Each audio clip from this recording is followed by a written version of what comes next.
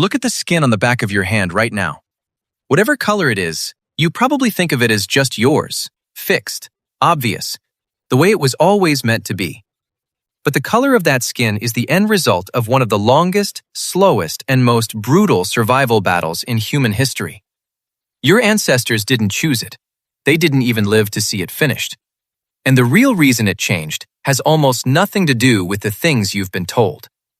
The answer isn't race. It isn't geography. It isn't even really sunlight. It starts with a single molecule, and once you follow where it leads, it will change how you think about your own body. So let's start at the beginning, with a skeleton pulled out of the English ground. A little over a century ago, workers digging in southwest England hit a human skeleton buried in the earth. It turned out to be around 10,000 years old, one of the oldest near-complete humans ever found in Britain. For decades, it was just old bones. Then, in recent years, scientists managed to pull readable DNA from it, and what they found was strange enough that they double-checked the results. This man, among the earliest known residents of Britain, almost certainly had very dark skin and pale, light-colored eyes. The first Britons looked nothing like the people who live there today. And that single fact cracks open a much harder question. How did human skin go from uniformly dark to the whole spectrum we see now? And why did it take so painfully long? To understand it, you have to understand what skin color is actually for. The pigment that darkens skin is built by special cells deep in its lower layers. Picture billions of microscopic shields, soaking up ultraviolet radiation from the sun before it can punch down into your cells and damage your DNA. The more of this pigment you carry, the darker your skin, and the better protected you are from radiation that would otherwise wreck you slowly from the inside. In most furry animals, the fur does this job.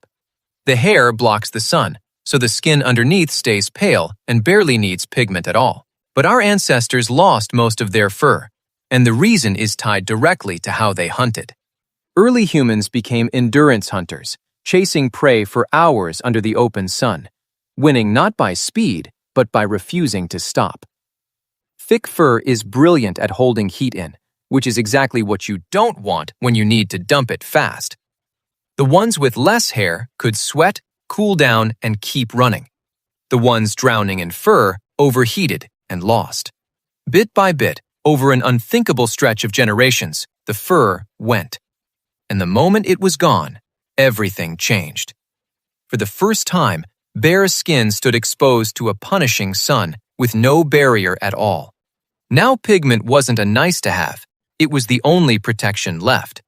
So selection drove hard in one direction. The pigment cells worked overtime, skin grew darker, and by the time modern humans emerged in Africa, every last one of them carried dark, heavily protected skin. Not most of them, all of them. Dark skin wasn't one option among many. Under that equatorial sun, it was the only version that kept you alive. That was the starting point for the entire human story. But that same pigment came with a hidden cost, and it's this cost that would quietly rewrite human skin forever. Sunlight doesn't only damage DNA.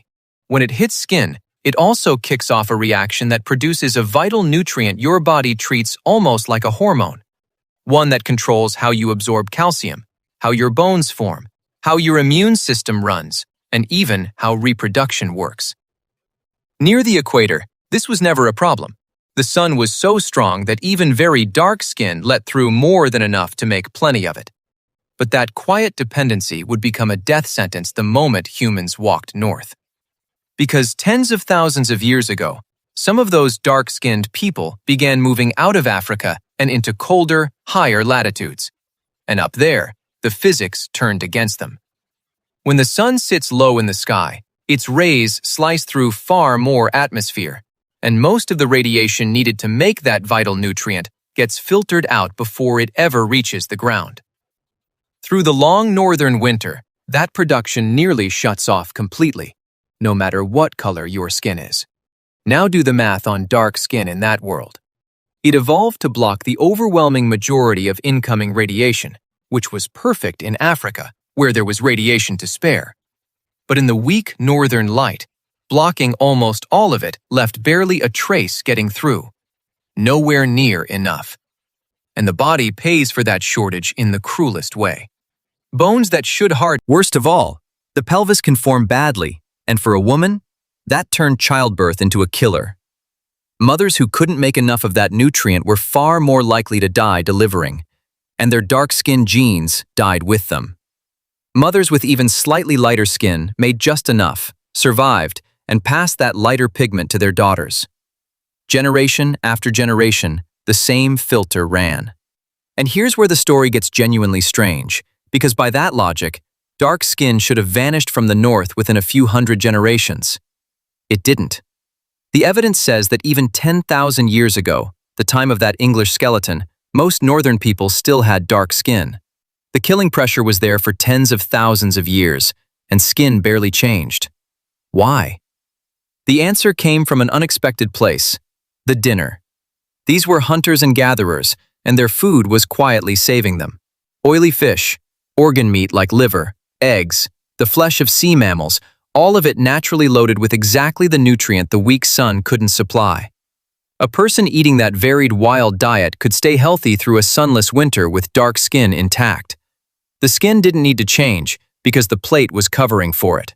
Then came the shift that pulled the floor out: farming. As people settled down to grow crops, the wild diet collapsed into one built around grain. And grain, however much you eat, carries almost none of that crucial nutrient. Farming also chained people to their fields. Long hunting and fishing trips became luxuries most couldn't afford. The one backup system that had protected dark-skinned humans in dim northern light for tens of thousands of years was suddenly gone. Now the old pressure turned savage. With the diet no longer compensating, the nutrient could only come from the sun, and the sun wasn't enough. The only mothers getting enough were the ones with a little less pigment, letting a little more light through. They lived. The others increasingly didn't. Quietly, generation by generation, the population's pigment dropped and the skin grew lighter, not by choice, not by chance, but by survival. What finally accelerated it was a tiny genetic accident, a single change in the code, one letter out of billions that cut pigment production sharply. One person was born noticeably lighter than everyone around them, and in that dim, grain-fed world, they were healthier for it. Over a few thousand years, that one change swept through entire farming populations, not because anyone preferred it, but simply because the people who carried it kept surviving, and the people who didn't. And here's the final twist that makes it all unforgettable. That same genetic change is largely missing from East Asian populations, yet they also developed lighter skin in the north. They got there through completely different genetic routes, different mutations, different pathways, the same end result. Nature hit the same problem twice in different parts of the world and solved it twice, independently, which means pale skin isn't a single event that happened once. It's an answer the human body invented at least twice over, each time driven by the same hard equation: weak sun, grain diet, a nutrient crisis, relentless pressure, a lucky mutation, survival. You didn't inherit a color. You inherited the ending of a fight your ancestors didn't even know they were in.